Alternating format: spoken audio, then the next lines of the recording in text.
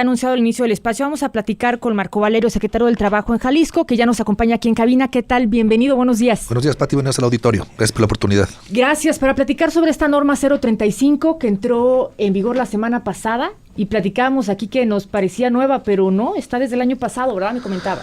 Entró en vigor el pasado día 23 de octubre, pero se publicó hace un año.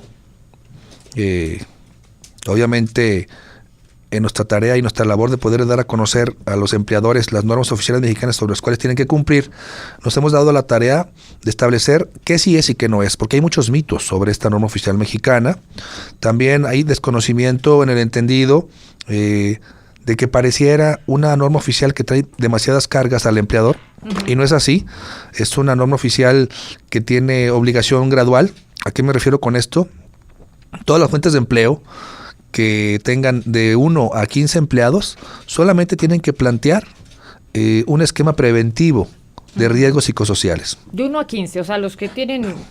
De 16 a 50 tienen que hacer el análisis personal de cada uno de los que forman parte de su plantilla.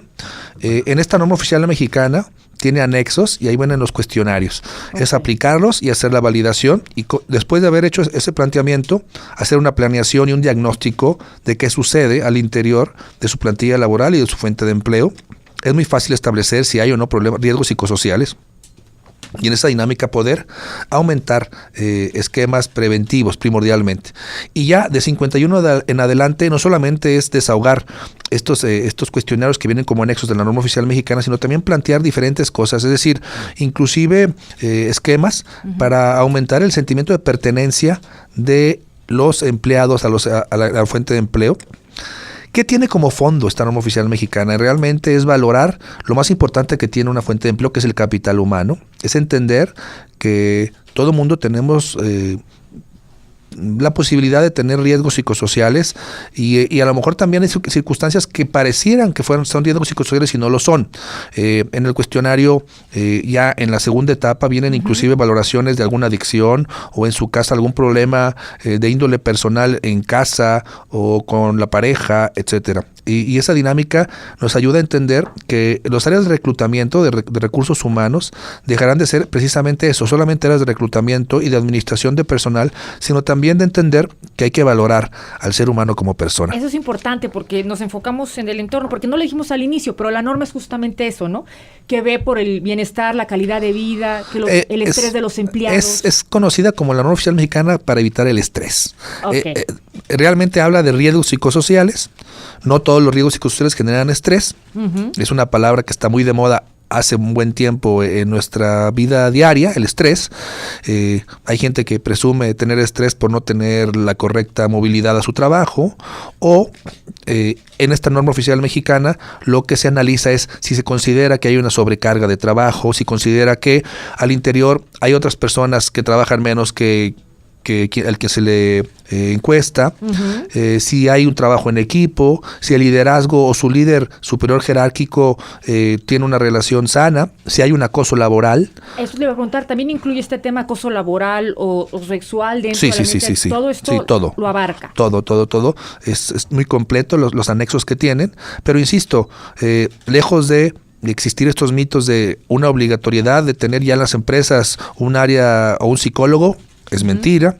Es mentira que hay la obligación de contratar a una empresa para valorar al plantel o la plantilla laboral. Eso es mentira. A ver, esto del psicólogo, ¿no tienen que tener un psicólogo la empresa? No. ¿No los obliga esto? No los obliga, es un planteamiento.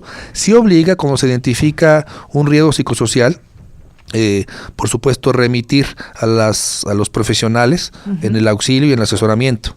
Okay. Sin embargo, no es obligatorio tener un área de psicología, un plantel o una área o un espacio en ninguna fuente de empleo. Insisto, es más un tema preventivo, evitar circunstancias, pero primordialmente que provoquen la mejor producción. Nuestro país... Y este es el antecedente formal. Nuestro país a nivel mundial es un país de los que más carga laboral se le da al trabajador en horas por semana. Es de los que más trabajamos justamente. En el mundo. Así es. Y yo creo que es un gran reto y un primer gran paso para entender que el trabajo debe de ser solamente una parte de la vida y no trabajar, no vivir para trabajar. Exactamente, que es como lo tenemos actualmente, ¿no?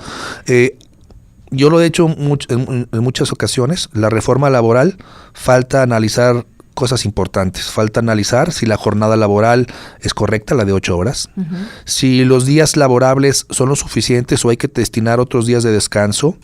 En otros países del mundo, una vez concluida la jornada laboral, todo el mundo se tiene que retirar y realizar sus actividades de convivencia, porque al final del día, en el fondo, lo que se provoca es que el ser humano esté descansado, que tenga una convivencia y como consecuencia también fortalecimiento del tejido social. Es decir, todo el tema laboral es un tema muy importante.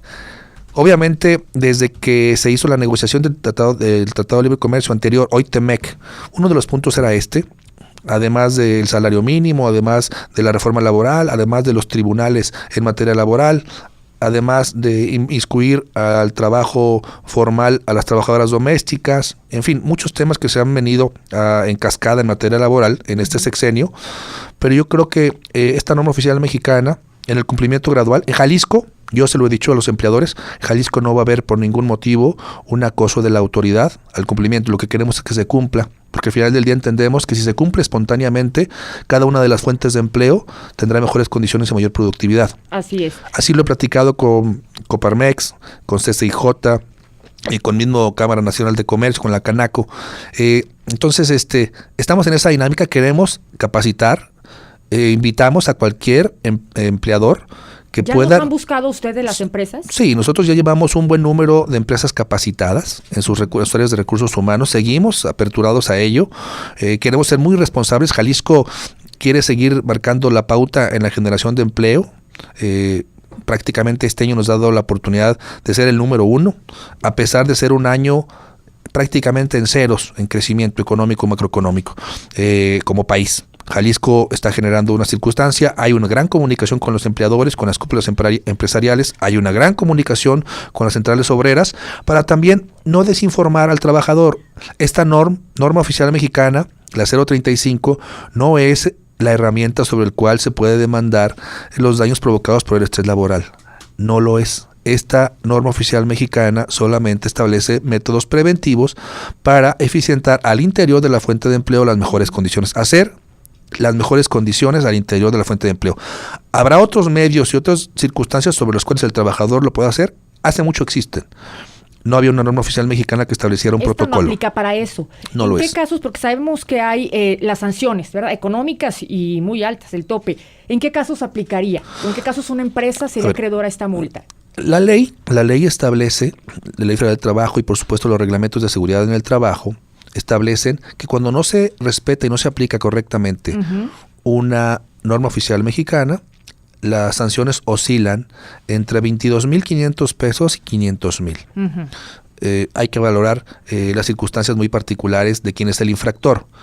En Jalisco lo que vamos a hacer es darnos a la tarea de que se cumpla espontáneamente, que sepan los empresarios que vamos a trabajar de la mano con ellos, porque si nosotros hacemos que se cumpla cabalmente, todos ganamos.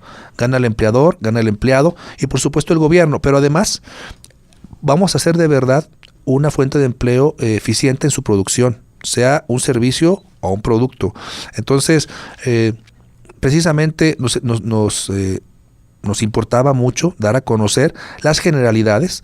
En nuestra plataforma, en nuestra página oficial de la Secretaría del Trabajo y Previsión Social del Estado de Jalisco, existe una explicación muy sencilla de lo que es la norma oficial mexicana, que podamos entender qué es y qué no es, y a partir de ahí dar un seguimiento.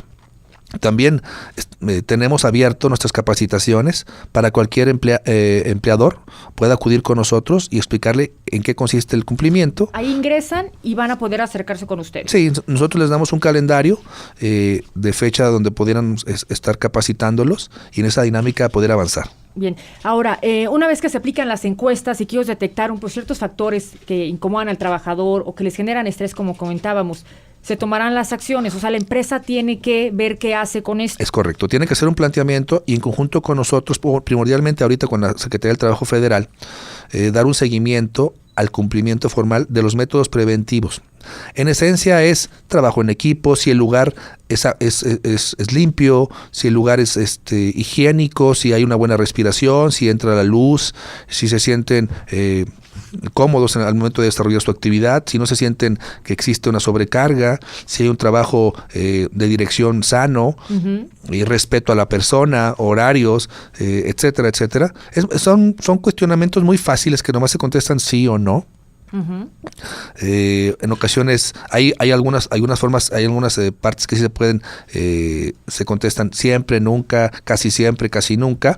Y en esa dinámica hacer una valoración muy sencilla de qué sucede al interior. Insisto, es una norma oficial, me parece, en positivo para poder prevenir el tema del estrés laboral, pero provocar como consecuencia que la fuente de empleo produzca más. Si el trabajador se siente cómodo, si hay un sentimiento de pertenencia, si se siente capacitado, si se siente involucrado de manera profunda, estoy seguro que quien gana es el empleador también. Así es.